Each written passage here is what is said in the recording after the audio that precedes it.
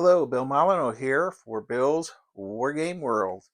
And, well, I made the video, the last video I made with 55 days at Peking.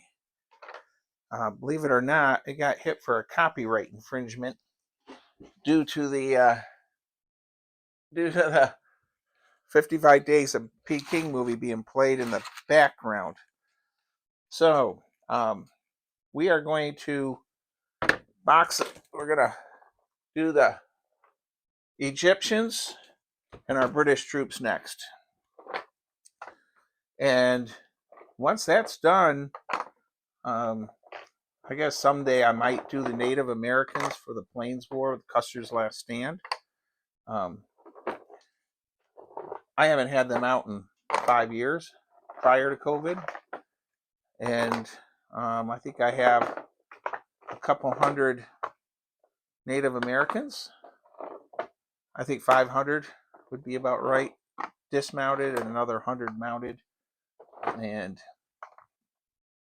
so anyhow, I'm going to do the Egyptians right now. I'm getting them out and organized. These were painted by the great Jim Shaw once again. And we'll get them organized, set up here in their little... Hey, we found a dervish. Again, these figures, between all that I do and going on in the world, and don't forget, Goober the Traveling Bear calendar is out and about to help support history. And that calendar is supporting about 14 historic sites. So if you're curious what they might be. Oh, I'm not running any background music or anything else right now because of my last issue with 55 Days at Peking. So let's see what you can see. All right, we're going to see about getting these Egyptians done up. So 55 Days at Peking movie playing on an iPad brought up a copyright infringement, which I was amazed at. I didn't even think you could hear it. But it is what it is, and I find in my life here, you just gotta, deal with things the way they are, and I just was sort of amazed that it caused an issue. So, 55 Days at Peking, we are not playing again, and I think you understand why. So we're doing the Egyptian troops. Now, use these in Khartoum, and of course, Jim Perkey did an incredible cartoon game. I've done several cartoon games also. Sort of neat having our Gordon trying to hold out to the last. And of course, I don't know of a cartoon game he actually has survived in. But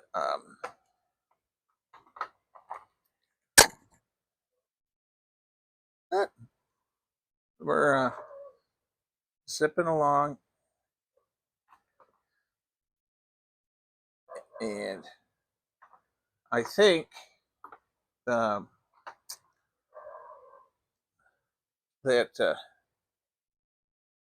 getting these based, I'm hoping that my plan will be, try to hit a war game, a 1 hour war game or two once a week, and sort of like the old Thursday night Gettysburg area gamers. We won't be going to Virginia quite so much. Running out of vacation time for one thing, and we don't have summer hours anymore at General Mills until next May again. So I'm put our leaders back here. So we got 4 times 3 is 12. So I've used a lot of E6000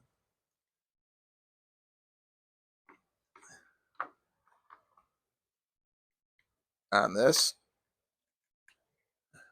Hopefully, I bought 2 tubes. I guess I should have bought more than 2.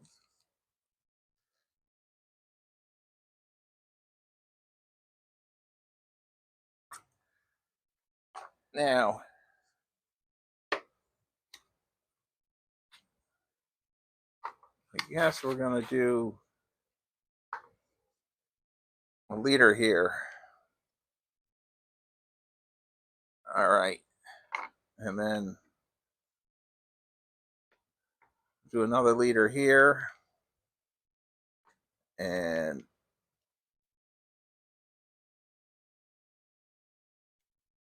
oh, there we go.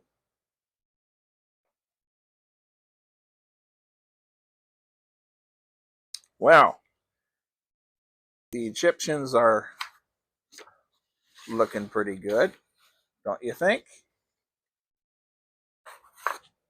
Need one more base here. And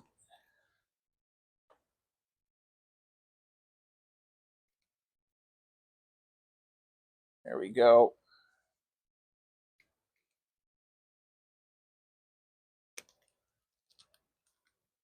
Well, gonna have to get out the other tube of East 6000 here.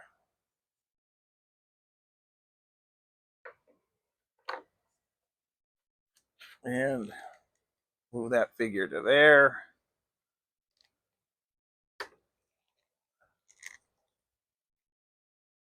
Trying to get the last bit of E6000 out of this. There we go. And we have one more leader. And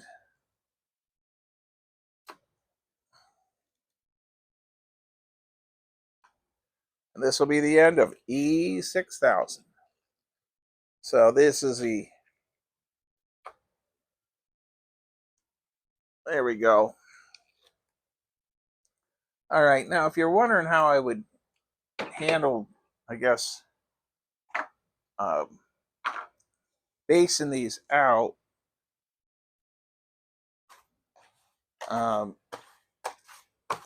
as a unit, well, we have a leader and a leader, another leader, another leader. So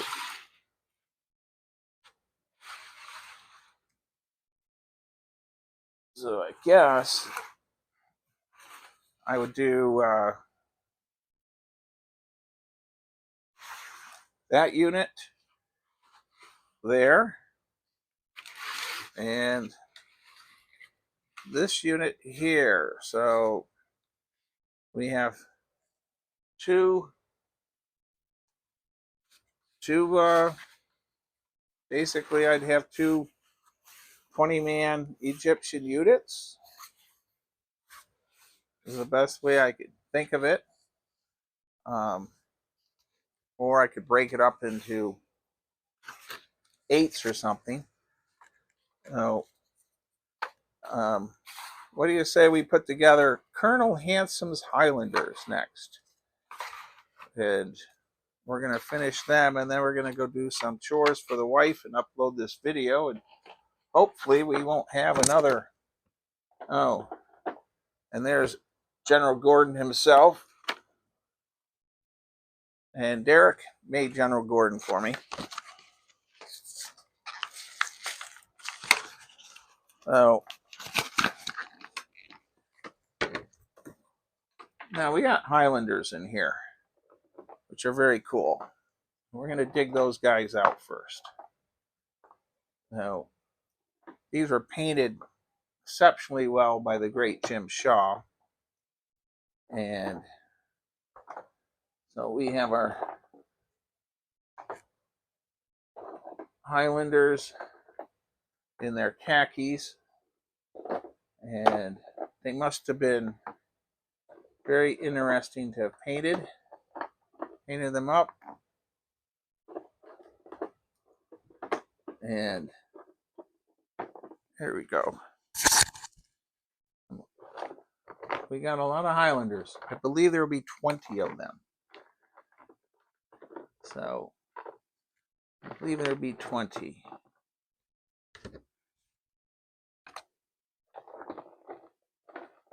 All right. Well, let's form them up. We'll do it this way. Flag and a flag. And I guess a leader.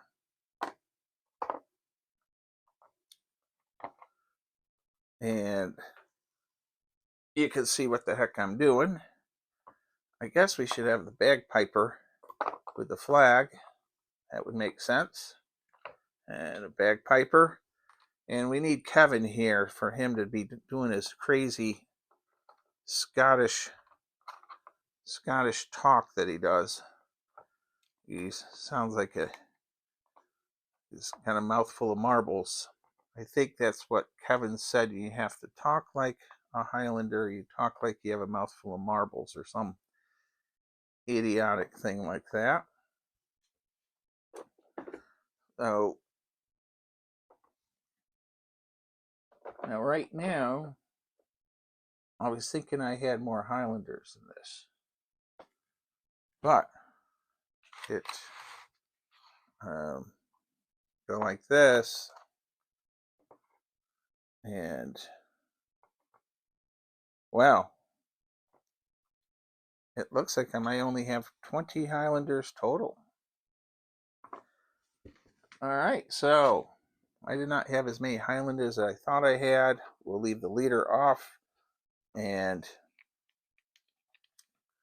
we do have, so we'll put the flag there, bagpipes in the front, flag here, and there we go. Bagpipes in the front. Jim Shaw, if you're watching this, we are getting the Highlanders built. And then we need this figure here. So for 55 Days of Peking, the ending is really cool. They have the international gun and everything else. It's pretty darn close to the actual events in a lot of ways. The international gun, by the way, never blew up. It continued on. It's at the Marine Corps Museum. And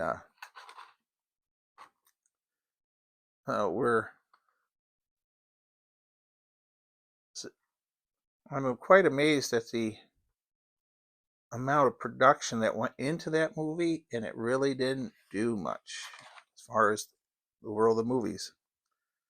So, but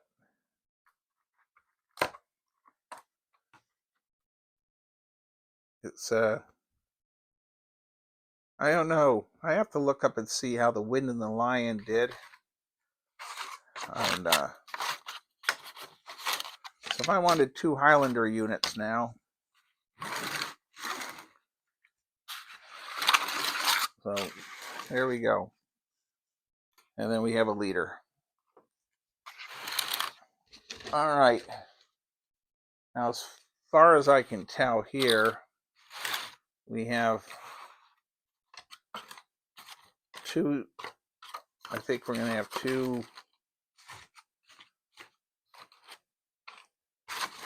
for our British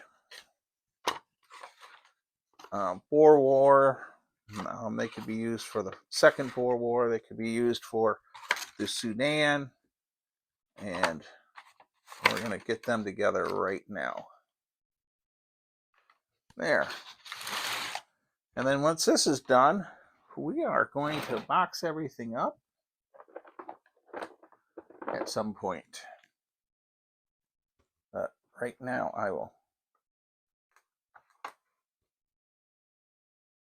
go ahead and glue figures down. And now, for the most part, I've been basing these somewhat toy soldier style, not quite so hodgepodge. The boxes I did hodgepodge wise. So I also have to let Derek know. I think I have one of his artillery figures in here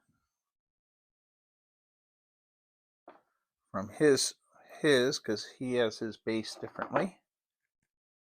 And I also see we need to touch up some bayonets here and there. But these will look fantastic on the battlefield. I'm going to buy some playground sand for flocking. No need to buy real expensive flocking for this.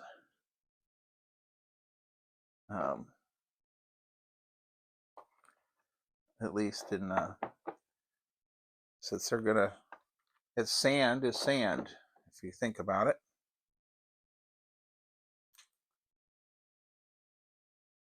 Wow, what do you think? Coming along. These are armies in plastic figures in 54 millimeter again, just in case someone out there is wondering. And they are coming along good. And there's more here than I thought.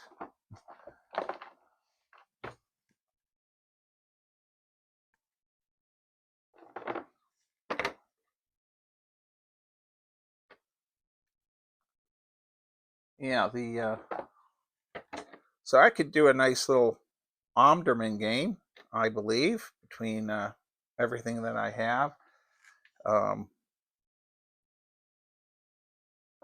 I'd like to get back to wargaming in 54 here at the house. I know Frank Prez and some other people have asked about coming over, but with my wife having so many health issues, it just makes it very difficult. She is doing a lot better. And again, thank you everyone that writes to me and leaves messages. The past year has been a little interesting. So, boy, once I get this stuff flocked, I mean, if you're here looking at this like I am, it's almost like, boy, we need to do the Battle of Omdurman. I mean, that's how cool this is looking and Jim Shaw's painting here is second to none. And very few of these figures have chipped, by the way.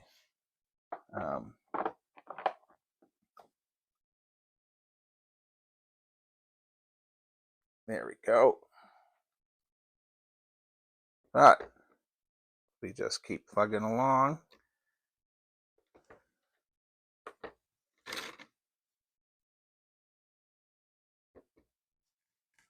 Let's see here. We have more sharpshooter guys. Don't know what you're seeing, so we'll move this here. And I'll put these guys there. Now, I'm trying to decide. I got the big Chucklehead game on Saturday. Walt's gigantic, super gigantic game on the Battle of Antietam is going to be massive. The video for that I will probably let roll. And we're talking several thousand 54 millimeter figures. And it will be quite the game. So I saw a person take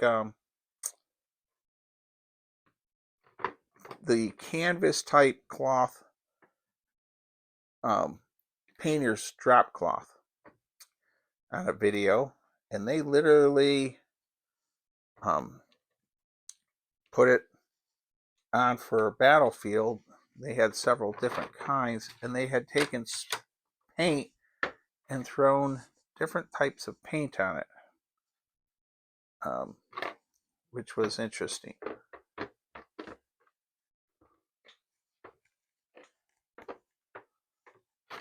So now I probably messed up a little bit on this, but we can fix it, because there we go. We need to get some leaders in here, and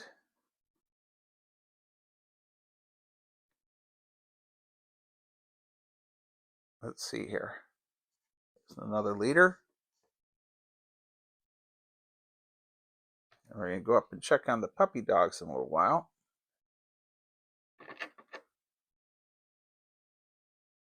There. Now, we have to do one more figure here. Okay. All right. And then we'll put this leader here.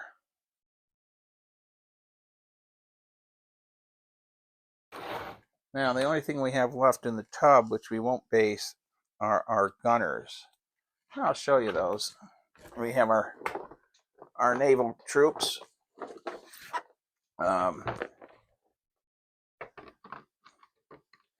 which will man our guns at different times, either in the Boer War, Box Rebellion. We also have one of Derek's figures. I got to return that to him. It's probably been in this tub for 2 years.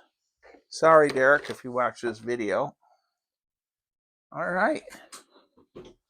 Wow. And for close-ups, here we go. And our naval troops. And, you know,